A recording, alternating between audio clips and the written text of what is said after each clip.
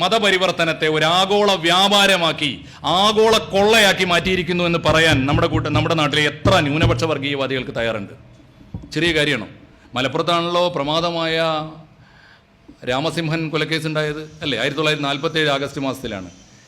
ഞാൻ ചരിത്രത്തിലെ ഒരു കൗതുകം നിറഞ്ഞ ഒരു ലേഖനം കെ എൻ പണിക്കറിൻ്റെത് വായിച്ചു. അദ്ദേഹം പറഞ്ഞത് മലപ്പുറത്ത് മാത്രമാണ് 1947 ആഗസ്റ്റ് 15 സ്വാതന്ത്ര്യ ദിനത്തിൽ പതാക ഉയർത്താത്തത്.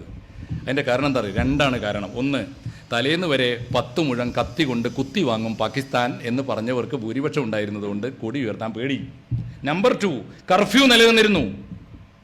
രാമസിംഹനെ കൊന്നതിൻ്റെ പേരിൽ രാമസിംഹൻ എന്താ ചെയ്ത കേസ്? കിളിയമണ്ണിൽ ഉണ്ണിയിൽ എന്ന മനുഷ്യനും അദ്ദേഹത്തിൻ്റെ അനിയനും പോയിട്ട് കോഴിക്കോട് ആര്യസമാജത്തിൽ പോയിട്ട് ഹിന്ദുമതം ശരിയാണ് എന്ന് തോന്നിയപ്പോൾ അദ്ദേഹം ആ മതത്ത് പോയി ചേർന്നു.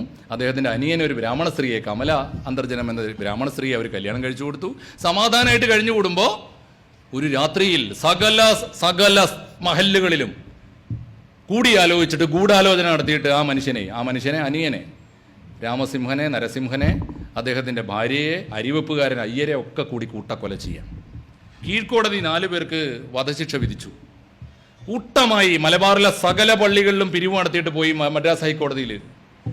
പിരിവ് നടത്തിയത് കേസ് നടത്താനുള്ള ചെലവിന് മാത്രമല്ല, സാക്ഷികളെ ഭീഷണിപ്പെടുത്തിയിട്ടും പണം കൊടുത്തും പ്രലോഭിപ്പിച്ചിട്ടും കൂറുമാറാൻ വേണ്ടി കൂടിയാണ്. ഒറ്റ എണ്ണം സാക്ഷി പറഞ്ഞില്ല, ഒരു കുട്ടി സാക്ഷി പറഞ്ഞില്ല. ഭീതിയുടെ അന്തരീക്ഷം ഉണ്ടായിരുന്നു. അതുകൊണ്ടാണ് മലപ്പുറത്ത് സ്വാതന്ത്ര്യം ആഘോഷിക്കാത്തത്.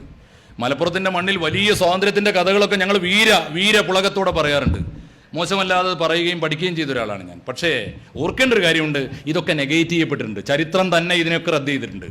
നമ്മുടെ നന്മകൾ ഇങ്ങനെ വാഴ്ത്തിക്കൊണ്ടിരിക്കുമ്പോൾ മലപ്പുറത്തിൻ്റെ മറുപുറവും കൂടി ചേർത്ത് പറയുമ്പോഴാണ് ഇതിൻ്റെയൊക്കെ ഒരു നെഗേഷൻ പൂർത്തിയാവുക.